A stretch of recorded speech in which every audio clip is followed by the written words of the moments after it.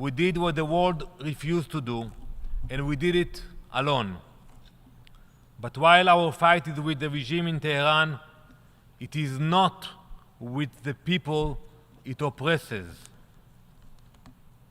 Mr. President, I have an important message for the people of Iran.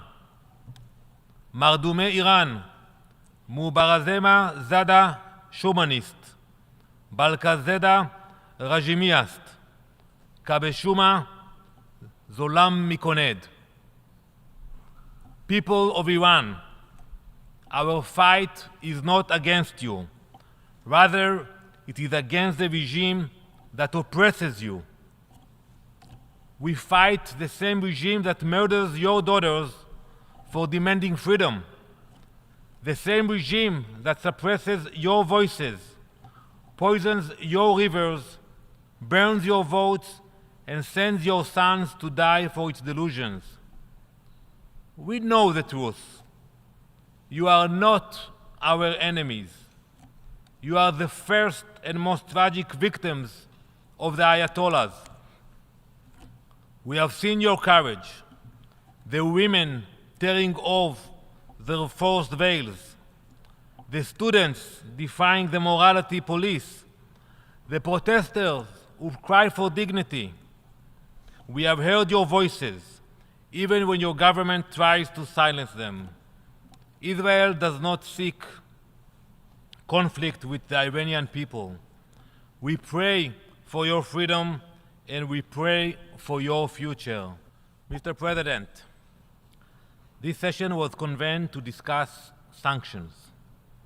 So let's talk about sanctions. Let us talk about what happens when the world fails to impose them. Let us talk about how the United Nations and much of the international community abandoned their responsibility to confront evil. Plainly, let's talk about Iran. For years, the Islamic Republic of Iran has waged relentless war against the stability of the Middle East. It has armed, trained, and financed terrorist groups across the region.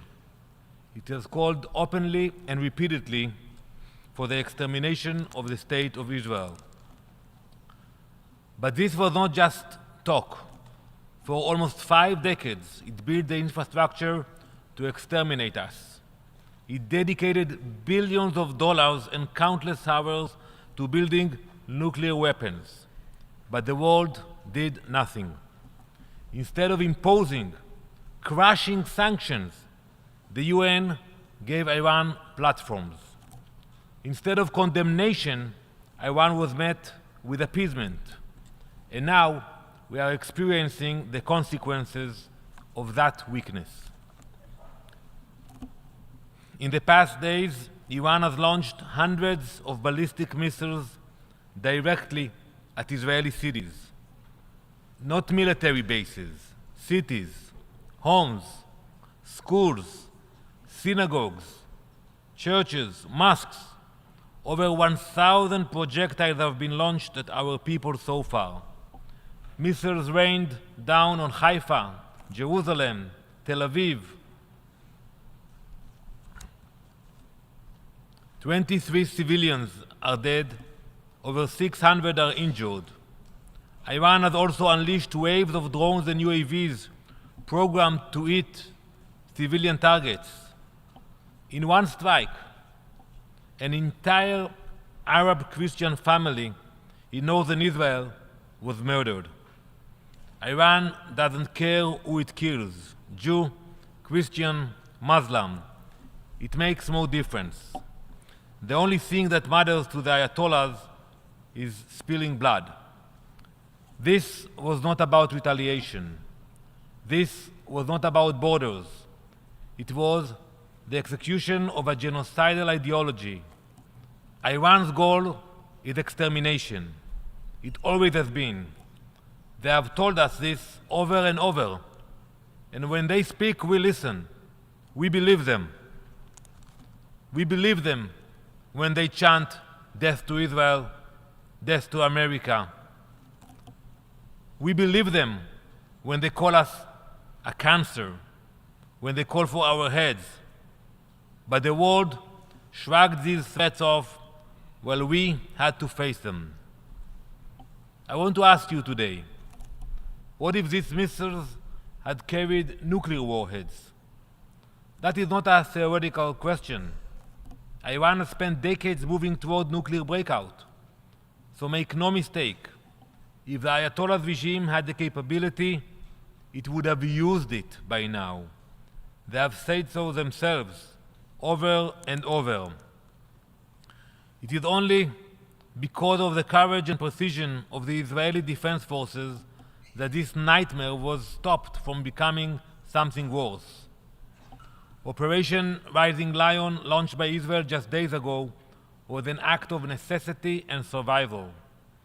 A necessary, targeted preemptive strike to dismantle Iran's nuclear infrastructure, eliminate its top military planners, and destroy key ballistic missile and UAV sites. Every one of our targets was chosen with care. There were nuclear facilities, missile depots, and senior IRGC officials. Not civilians, not homes, not places of worship. We struck the war machine, not the people oppressed by the war machine. This is a moral distinction that defines us. We target the regime's terror machine. Iran targets families and children in residential areas. Colleagues, let there be no confusion about what Iran was preparing.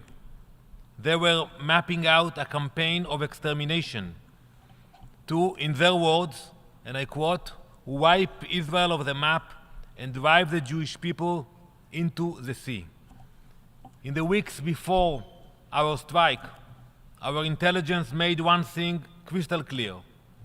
Iran was coordinating with Hamas, Hezbollah, the Houthis, and militias in Syria and Iraq. Together, they were drawing up a plan for a regional war.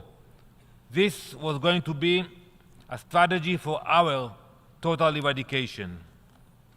We were on the brink of a full-scale invasion, surrounded on all sides and targeted from the skies. We saw what happened in the past.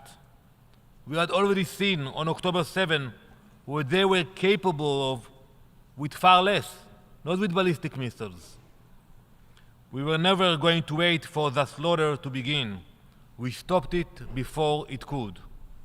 So Israel acted, we did what the world refused to do, and we did it alone. But while our fight is with the regime in Tehran, it is not with the people it oppresses. Mr. President, I have an important message for the people of Iran. Mardume Iran, Mubaraze zada Shumanist, Balka zeda Rژیمی است, Kabeshuma Zolam Mikoned. People of Iran, our fight is not against you. Rather, it is against the regime that oppresses you. We fight the same regime that murders your daughters for demanding freedom. The same regime that suppresses your voices, poisons your rivers, burns your votes, and sends your sons to die for its delusions. We know the truth. You are not our enemies. You are the first and most tragic victims of the Ayatollahs. We have seen your courage, the women tearing off their forced veils, the students defying the morality police, the protesters who cry for dignity. We have heard your voices, even when your government tries to silence them. Israel does not seek conflict with the Iranian people. We pray for your freedom and we pray for your future. We dream of a day when Iranian children and Israeli children laugh and play chess together, when our nations are joined in the new Middle East, rooted in progress, respect, and life. But that future cannot be realized while the current regime remains committed to death. So we will continue to act, and we will do what is necessary because we will not allow an even worse October 7 to unfold before our eyes.